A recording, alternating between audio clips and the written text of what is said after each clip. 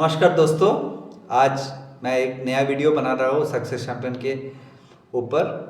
तो आज मेरे साथ में एक हमारे गेस्ट हैं जिनके मन में कुछ सवाल है regarding the hotel management course. तो मैं उनका सवाल सुनना चाहूँगा और मेरे तरफ से जैसा भी हो उनको एक सेटिस्फैक्ट्री आंसर देने का मैं कोशिश करूँ। नमस्ते सर। मेरा ये सवाल है कि मेरी बहन होटल मैनेजमेंट का कोर्स करना चाहती है। तो अभी तो बहुत सारे होटल मैनेजमेंट का इंस्टीट्यूशंस है मार्केट में, तो कौन सा वाला सही है और किस आधार पे मैं चूज़ करूँ, क्योंकि मैं कंफ्यूज हो गई हूँ कि कौन सा इंस्टीट्यूशन बेस्ट रहेगा। तो अगर आप इसमें हेल्प करेंगे तो बहुत अच्छा होगा।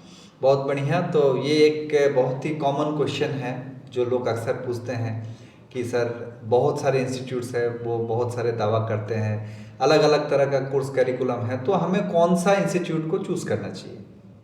तो पहले मैं बता दूं, ये जो होटल मैनेजमेंट कोर्स है ये स्पेसिफिकली एक स्किल ओरिएंटेड कोर्स है। मतलब इसमें जो आपका काम करने का जो स्किल है, जो परफॉर्मिंग स्किल जिसको कहते हैं, या तो जो है परफॉर्मिंग टैलेंट, मैंने जिसके द्वारा आप काम कर सकते हैं प्रैक्टिकली, जैसे कि एक गेस्ट को सेवा देना, या तो फूड एंड बेवरेज का जो प्रोसीड्यूर्स है उनको कैसे करके आप कर पाओगे, फूड प्रोडक्शन का जो जैसे किचन का है, किचन में किस किस तरह से डिश बनता है, ये एकदम ऑन हैंड एक प्रोग्राम है, ऑन हैंड स्किलिंग का एक प्रोग्राम है। इसमें आपका परफॉर्मेंस मैटर करता है, एग्जैक्टली आप क्या परफॉर्म कर सकते हो या तो आप कितना स्किलफुल हो उसको परफॉर्म करने के लिए। तो मैं एक्चुअली मैडम दो चीज़ बताना चाहता हूँ। होटल मैनेजमेंट कोई भी करे, वो फीमेल हो या मेल हो, फर्स्ट ऑफ ऑल उनको नंबर वन क्वालिटी उसमें होना चाहिए कि मेंटल प्रिपरेशन, कि मेंटली वो इस ट्रेड को एक्सेप्ट कर पाता है या नहीं पाता है।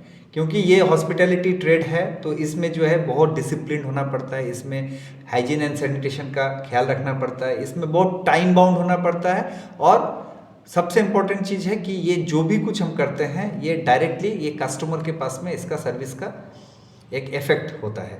जो भी हम करते हैं उसका इफेक्ट कस्टमर के ऊपर में होता है, यानी कि हमारे गेस्ट के ऊपर में होता है। तो ये गेस्ट सेटिस्फेक्शन भी एक बहुत इंपॉर्टेंट मुद्दा है जो कि ये हॉस्पिटैलिटी सेक्टर में हम कंसिडर करते हैं।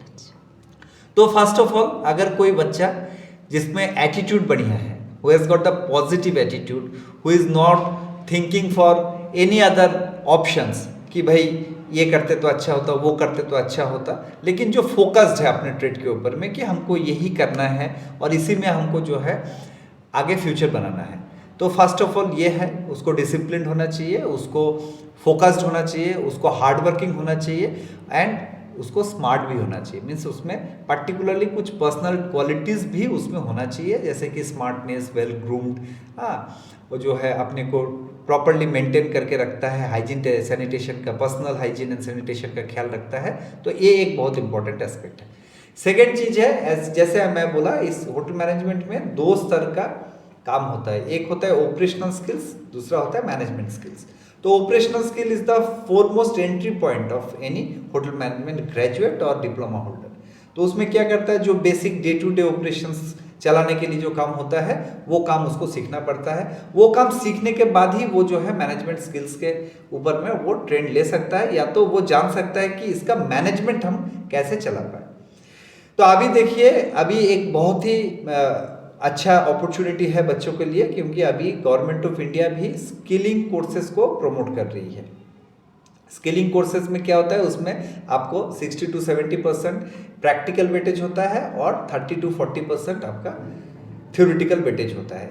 तो इसके द्वारा सबसे ज़्यादा बेनिफिट इस कोर्स का ये होता है कि आप एक काम करते करते आप अपना ग्रेजुएशन का पढ़ाई ख़त्म कर सकते हो, और ये जो ग्रेजुएशन है that has got the similar importance as like any other graduate degree issued from any UGC recognised university.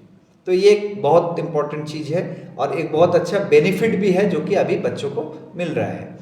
तो आपका जो सवाल था किस तरह का इंस्टीट्यूट मैं प्रेफर करूं, तो मैं यही बताऊंगा कि उस तरह का इंस्टीट्यूट में आप अपने बहन को एडमिशन दो, या तो कोई भी एडमिशन ले जहां पे मैक्सिमम फोकस स्किल्स के ऊपर में दिया जाता है, जिससे आप स्किलफुल बन पाओगे एंड आगे जाके जो भी आप पढ़ाई कर रहे हो उसको आप प्रॉपरली इनकैश कर पाओगे। मीन्स उसके अगेंस्ट में आपको प्रॉपर एक रिवॉर्ड मिलेगा in terms of a good employment.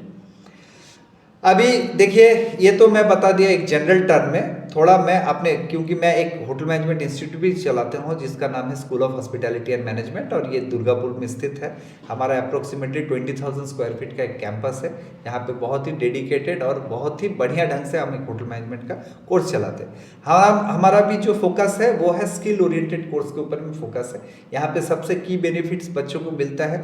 Number 1 है फाइनेंशियल असिस्टेंस।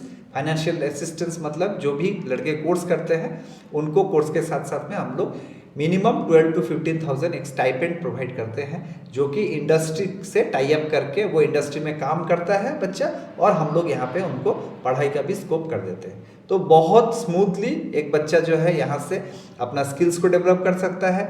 एंड फर्दर जब वो 3 साल कंप्लीट कर लिया तो उसको एक अदर देन अदर इंस्टीट्यूट्स जिसमें एक ट्रेडिशनल वे में पढ़ाई होती है उससे कई गुना ज़्यादा अच्छा प्लेसमेंट होता है in terms of position, in terms of salary. और एक सवाल है मेरा कि ये जो इंस्टीट्यूशंस हैं वो एडमिशन के टाइम पे ये दावा करते हैं कि वो लोग प्लेसमेंट करवाएंगे इंटरनेशनल पे, एयरलाइन में, डोमेस्टिक में, तो इसका सच क्या है कि 100% प्लेसमेंट देते हैं या नहीं? देखिए मैडम, ये बहुत ही एक अच्छा सवाल किया आपने। एक्चुअली प्लेसमेंट डिपेंड करता है कैंडिडेट का कैपेसिटी के ऊपर में। What capacity the candidate is bearing, that means how much skilful he is and how much knowledge he is having with this particular trade, number 1। And number 2, whether his personality and attitude is also supporting the trade in which he wants to step into. तो ये जो placement है, placement देखिए कोई भी institute का अपना कोई प्लेसमेंट नहीं होता है। Institute is always dependent on some other companies or organization or hotels or airlines, shipping organization, whichever it is, for the placement of their students। अभी इसमें देखिए कैपेसिटी बिल्डिंग बहुत इंपॉर्टेंट है। बच्चा किस तरह से ट्रेंड हो रहा है, बच्चे में कितना एक्सपीरियंस है, वो ऑन ग्राउंड काम को किस तरह से जानता है, किस तरह से परफॉर्म कर पाता है, उसमें एटीट्यूड कैसा है, ये सब चीज को ख्याल रखते हुए, ध्यान में रखते हुए ही एक कोई कंपनी एक बच्चे को इंटरनेशनल प्लेसमेंट मिलेगा या डोमेस्टिक प्लेसमेंट मिलेगा या कितने में प्लेसमेंट मिलेगा, उसका सैलरी पैकेज क्या होगा, इन विषय के ऊपर में डिपेंड करता है। अगर होटल मैनेजमेंट का स्पेसिफिक आप बात कर रहे हैं तो आपको ऐसा ही देखना चाहिए कि आप ऐसा इंस्टीट्यूट में स्टेप करो जो आपको दोनों तरह से बहुत ज़्यादा कॉम्पिटेंट बना दे। नंबर 1 स्किलिंग के तरफ से आपको प्रॉपर स्किल मिले, दूसरा है इंडस्ट्रियल एक्सपोजर आपको मिले, बहुत अच्छा से इंडस्ट्रियल एक्सपोजर, और तीसरा जो है आपको एवरी स्टेप में एक गाइडेंस मिलता रहे कि आप जो परफॉर्म कर रहे हो इसमें कितना आपको करना चाहिए, कितना नहीं करना चाहिए, या तो किस चीज़ में आप फोकस आपको करना चाहिए और किस चीज़ में फोकस नहीं करना चाहिए। क्योंकि इसमें और भी एक इम्पॉर्टेंट चीज़ है, मैक्सिमम लड़का भटक भी जाता है होटल मैनेजमेंट करते करते। वो देखता है एक कोर्स करते करते एक मौका में ऐसा आता है जब उसको लगता है कि नहीं ये कोर्स शायद मेरे लिए ठीक नहीं था, शायद मैंने डिसीजन ठीक नहीं लिया। तो ये सारा कुछ डिपेंड करता है बच्चा किस तरह से, मतलब इनिशियली होटल मैनेजमेंट में भर्ती होने से पहले बच्चे को बहुत अच्छे से काउंसलिंग लेना चाहिए कोई भी बढ़िया इंस्टीट्यूट में, और उसको ये समझदारी उसमें होना चाहिए कि ये कोर्स उसके लिए है या नहीं है। अगर इन चीज़ों का वो ध्यान रखता है तो प्लेसमेंट बड़ी बात नहीं है। आज के मार्केट में हॉस्पिटैलिटी एंड होटल सेक्टर में बहुत प्लेसमेंट है, multinational, international companies, domestic companies, multinational chains, everywhere there is an ample opportunity of placement with good salary package. तो a person or a candidate should utmost give attention to his professional and skill development, कि वो कितना अपने को develop कर सकता है। Definitely he will get the reward for what ever he is paying effort for. That's all about. तो आज मैडम आशा करते हैं आपको आपके सवालों का जवाब मिल गया है, तो आज के लिए यही समाप्त करते हैं। नमस्कार। Thank you sir.